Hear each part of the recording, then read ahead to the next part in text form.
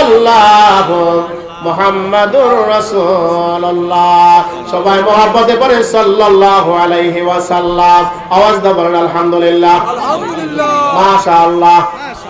এই ওয়াজ কি ভুলে গেছেন? বলো না মাশাআল্লাহ, ইনশাআল্লাহ, সবাই বলো না ইনশাআল্লাহ।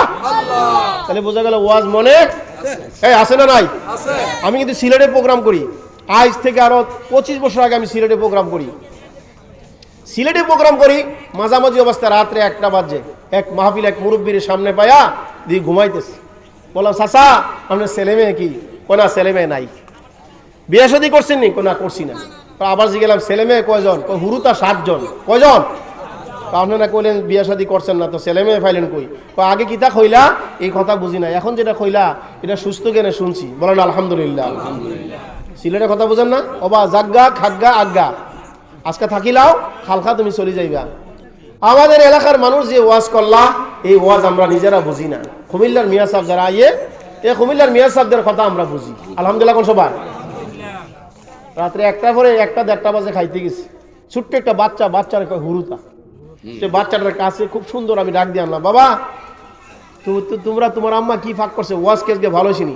আমার আম্মা কাঁদি কাঁদি তোমার জন্য অনেক দোয়া করছে, আমার মা চোখের পানি ফালাইয়া আমার মা তোমার লাগে দোয়া করছে, আল্লাহ মিয়া সাহেবের হায়াত বাড়াই দিও। সুবহানাল্লাহ। কইতেন সবাই? আমরা বলি হুজুর, এরা কি কয় মিয়া সাহেব। আমরা কই মাহফিল, এরা কয় জলসা। মানে তাদের আমরা বলি ফান, এরা কয় গুয়া। গুয়া খিলাইবা, এই সারে কয় সান খিলাইবা, চা খিলাইবা। খিলাইবা মানে কি? ফান করবেন। বাচ্চাটা ডাক দিয়ে আনলাম, আইনা গেল তোমার আম্মা কি ফাঁক করছে কও। আমার কয় কি জানেননি? বলতেছে তুমি কি শুকনা খাইবা না ভিজা খাইবা? ভিজা গু খাইবা। তুমি কি শুকনা গু খাইবা না ভিজা গু খাইবা? আমি কি এত করে ভালো হইছে? নাউজুবিল্লাহ কইতেন না? শুকনা গু ভিজা গু আমরা খামু আমরা খাইতাম না।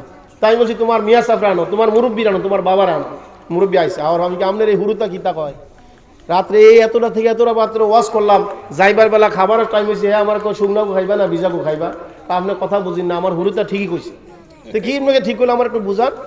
আমরা বলি শুকনা আলু ভাজি কবি ভাজি, এটি আমরা শুকনা গু কইতাম। বলে না মারহাবা। শুকনা আলু ভাজি বোঝেন না? আলু ভাজি কবি ভাজি, আর কয় খবি ভাজি। শুকনা আলু ভাজি খবি ভাজি, তা আমরা শুকনা গু কইতাম। ভিজা গু কোনটা? যেটা মাছ দিয়া তরকারি দিয়া বেশি করে রসা দেয়, এটা ভিজা গু কয়। আর ভাই যত গু সব সিলেটে কোন আল্লাহু আকবার। এটা আসলে হে গু না, এই গু শব্দের তো এই গু হে গু তাদের আঞ্চলিক শব্দ। জোরে বলেন মারহাবা। যাচ্ছি না ওইদিকে। ভাইয়েরা আমার, নবী যখন বললেন তোমার নাম আকদাস, তোমার বাড়ি ইউনুস পয়গম্বর দেশে, লোকটাকে হুজুরে বোঝা গেল আমার গোড়া থেকে সব আমার নবী জানে। জোরে কোন সুবহানাল্লাহ। হুজুর আপনি আমার জন্য দোয়া করেন, আপনার এই বিপদের সময় 1 গ্লাস আঙ্গুর ফলের রস আইনা দিলাম। আমার নবীজি বলছেন আল্লাহ তাআলা তোমার জীবনের গুনাহ মাফ করে দিয়া আল্লাহ তাআলা 7টা দুজকের আগুন তোমার জন্য যেন হারাম করিয়া দেয়। আর জোরে বলেন মারহাবা। ভাইরা আমার, তাইফের ময়দান থেকে নবীজি আসলেন, মক্কা শরীফে আসলেন। মনটা ভালো না।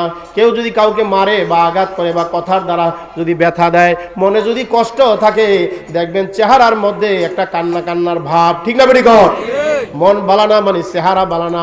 মন তো থাকে কলিজার ভিতরে, অন্তরের ভিতরে, কিন্তু চেহারার মধ্যে একটা লাবণ্যতা আমার আল্লাহ দিয়ে দিচ্ছে। যদি আপনার মনটা ভালো থাকে, চেহারার মধ্যে থাকবো প্রস্ফুটিত। মনের মধ্যে দুঃখ থাকলে চেহারা থাকবে অন্ধকার। ঠিক না বেটি কর? ও ভাইরা, নবীজি মক্কার জমিনে আসলেন। আয়েশা হেরেম শরীফের মধ্যে, ও বাবারা, আমার নবী মাগরিবের নামাজ পড়লেন, এশার নামাজ পড়লেন।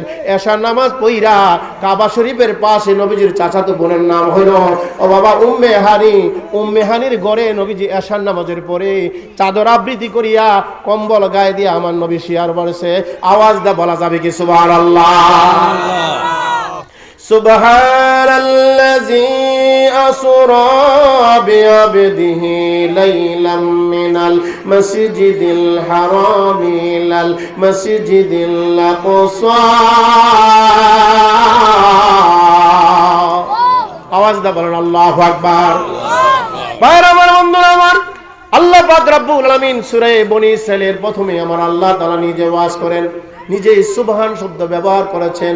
ভাইরা আমার, বন্ধুরা আমার, আল্লাহ তাআলা সুবহান শব্দ ব্যবহার করেছেন কেন? সমস্ত দুর্বলতা পক্ষ মাথা থেকে যিনি পবিত্র তিনি আমার আল্লাহ। একবার বলা যাবে কি আল্লাহু আকবার?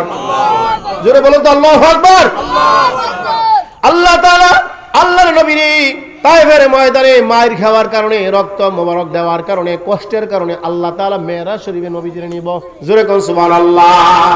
আল্লাহ তাআলা বলেন আমি আমার বন্ধু নবীরে কাবা শরীফের পাশে থাইকা বাবে উম্মে হানির ঘর থাইকা বাইতুল মুকাদ্দাস পর্যন্ত জিবরাইল মিকাইল সাথে বুরাকের মাধ্যমে আমার বন্ধুকে বাইতুল মুকাদ্দাসে পৌঁছে দেওয়া হলো। এই জায়গাটাকে বলা হয় ইসরা অথবা আসরা। জোরে জোরে বলো সুবহানাল্লাহ। বাইরে আমার বন্ধুরা আমার নবীজি ঘুমায়া রইলেন বাবে উম্মে হানির ঘরে। আল্লাহ রাব্বুল আমিন ডাক দিলেন ইয়া জিবরাইল। জিবরাইলকে ডাক দিলে লাব্বাইক ইয়া আল্লাহ। আল্লাহ বলছে জিবরাইল রে আমার বন্ধু মাইর খাইলো তায়েফের ময়দানে, আমি আল্লাহ দেখছি। কন্না সুবহানাল্লাহ। লাকাদ কানা লাকুম ফি রাসূলিল্লাহি উসওয়াতুন হাসানা। আওয়াজ দা বলা যাবে কি আল্লাহু আকবার। আল্লাহ পাক বলেছেন ও আমার বান্দারা তোমরা আমার নবীর আদর্শে তোমরা আদর্শিত হয়, আমার নবীকে তোমরা ফলো করো। আমরা কাকে ফলো করব? আল্লাহ নবীর আমরা ফলো করব। আল্লাহ নবী জীবনে একটা মিথ্যা কথা বলে নাই। না মিথ্যা কথা বলছে? আমার নবীজি কখনো কাউকে বদদুয়া দেয় নাই, কারো মনে কষ্ট দেয় নাই। আমার নবীজি কোনোদিন কারো মনে আঘাত দেয় নাই। অথচ সেই নবী রহমাতুল লিল আলামিনকে আল্লাহ তাআলা বলেছেন আমার বন্ধুরে সান্ত্বনা দেওয়ার দরকার। দরকার আছে না নাই? এই দরকার আছে না নাই? ঝগড়া লাগলে একদল মানুষের ঝগড়া লাগায়, আরেক দল মানুষে গিয়ে এটা তাড়াতাড়ি মিট করে দেয়। জোরে জোরে বলুন মারহাবা। আল্লাহুম্মা সাল্লি আলা সাইয়্যিদিনা মাওলানা মুহাম্মদ ওয়া আলা আলি সাইয়্যিদিনা।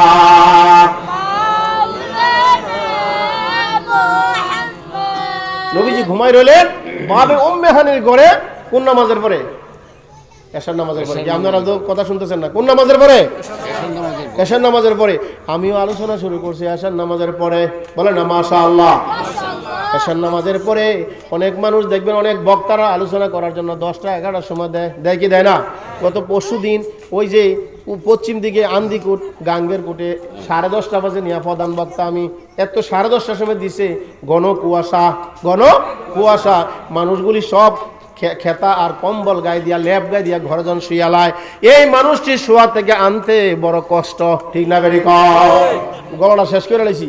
এরপরে তখন মাঝখানে একটা হ্যাকমত কৌশল আরম্ভ করছি যে তাবারক আসেনি হুজুর বিরিয়ানি আছে, আমি তাহলে বিরিয়ানি দেওয়া শুরু করে দেন।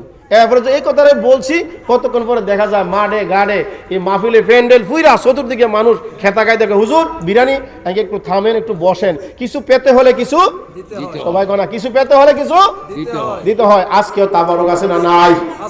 এই তাবারক চাই কি চাই না? পিছনে তারা কয় না তাবারক চাই কি চাই না? তাবারক লইয়া মাথা ফাটাফাটি করে মামলা হয়, আবার তাবারক চিরতরে বন্ধ হয়। এরকম হয় কি হয় না? অনেক জায়গাতে আছে তাবারক শর্ট পরে কি পরে না? আর মাহফিলে যাইতামই না, কারণ কি রে তাবারক পাইছি না। তো তাবারক তুমি পাইবে কেমনে? আইসো তো সবার লাস্টে। ঠিক না বেটি কর? এরকম আছে না নাই? আয়া কয় কি তাবারক করলেন 6টা 5টা তাবারক পাইছি না। তো তুমি তো আইসো রাত্রে 11টা বাজে, তুমি পাইবে কেমনে? ঠিক না বেটি কর? ভাইরা আমার বন্ধুরা আমার ভালো করে শুনেন, নবীজি নামাজের পরে বাবে উম্মে হানির ঘরের মধ্যে শুয়ে রইলেন। আল্লাহ রাব্বুল আমিন ডাক দিলেন ইয়া জিবরাইল। জোরে কর সুবহানাল্লাহ। ফেরেশতা অসংখ্য গণিত, তারা বেড়াও না বেড়িও না নারীও না পুরুষও না, ফেরেশতা। তা কি? ফেরেশতা আল্লাহর দূত। আল্লাহর তথ্য নিয়ে নবীদের কাছে পৌঁছে দিত। সবচেয়ে বেশি নবীজির কাছে ফেরেশতা জিবরাইল আগমন করেছে। আওয়াজ দেয়া বলেন সুবহানাল্লাহ। আল্লাহ বলছে জিবরাইল জান্নাত থেকে একটা সুন্দর খুবসুর একটা বুরাক লাও, আর তুমি সঙ্গে তোমার মিকাইল ফেরেশতারা তোমার বডিগার্ড হিসাবে লাও। সুবহানাল্লাহ বলেন না? জিবরাইল মিকাইল আছে একটা বুরাক। আল্লাহু আকবার বলেন না? এই বুরাক লইয়া জিবরাইল মিকাইল কাবা শরীফের পাশে আয়েশা মোতায়েন করল। এবার ভাবে উম্মে হানির ঘরের ভিতরে প্রবেশ করলো। বাবে উম্মে হানির ঘরের ভিতরে প্রবেশ কইরা জিবরাইল দেখে নবীজি ঘুমায় আছে। নবীজির ঘুম তো ভাঙ্গা যায় না। জিবরাইলে কিং কর্তব্য বিমন হইয়া কয় আল্লাহ আমারে তো পাঠাইলেন, আয়েশা দেখি নবীজি ঘুমন্ত অবস্থা আছেন, নবীজির ঘুম যদি ভাঙ্গা দে আমি জিবরাইল তো থাকবে না। আওয়াজ দা বলা যাবে কি সুবহানাল্লাহ। ভাইরা আমার, বন্ধুরা আমার, আল্লাহ পাক কোরআনে কারিমে বলে দিয়েছেন, ওয়া মাকারু ওয়া মাকারুল্লাহু আল্লাহু খায়রুল মাকিরিন। জোরে বলো আল্লাহু আকবার। আল্লাহ পাক বলেছেন, সবচেয়ে কৌশল জানি আমি। ও জিবরাইল, তুমি কৌশল অবলম্বন করো। জিবরাইল নবীজির মুখে ডাক দিতাম না, আমি আবার কি করব, মালাকি সুরত ছেড়ে দিয়ে বাশারি সুরত ধরবো। আমার নবীজির কদম মুবারকের নিচে নরম জিহ্বা আমি লাগায়া দেব। আওয়াজ দেয়া বলেন মারহাবা। নবীজির কদম মুবারকের নিচে যখন জিহ্বা লাগায়া দিলেন, আমার নবীজি ঘুম থেকে অনায়াসে উঠলেন। আল্লাহু আকবার বল না। ওইটা দেখে জিবরাইল নবীজি বলল, জিবরাইল না কয়া না বইলা তুমি আমার ঘরের ভিতরে তাশরিফ আনলা। জিবরাইলকে, হুজুর আমি আসি নাই, শুধু আমি আসি নাই, আমার সঙ্গে মিকাইল ফেরেশতা আর সাথে বুরাকও আছে। আপনাকে নেওয়ার জন্য বাহন হিসাবে আল্লাহ বুরাকও পাঠাইছে, সাথে মিকাইল ফেরেশতা আছে, আমি আসছি। ওই যে বুরাক ওইখানে। নবীজি বলছেন, জিবরাইল একটু ওয়েট করো, অপেক্ষা করো, আমি ওযু বানায়া নেই। জোরে কোন সুবহানাল্লাহ। আসসালাতু মিফতাহুল জান্নাহ। আওয়াজ দাও আল্লাহু আকবার। আমরা জানি নামাজ হলো বেহেশতের চাবি। সবাই কই দিব, নামাজ হলো বেহেশতের চাবি। আজকে আমার থেকে যাই না নেন, নবীজি হাদিসে বলেছেন, আল ওযু মিফতাহুস সালাহ। ওযু হইল নামাজের চাবি। জোরে কোন সুবহানাল্লাহ। আচ্ছা, ওযু ছাড়া নামাজ হইব না? ওযু ছাড়া নামাজ হইব না? এখন তো শীতকাল, কি আরম্ভ হয়ে গেছে গা, অনেক কষ্ট কথা কইতে। বাচ্চাটি ছড়াই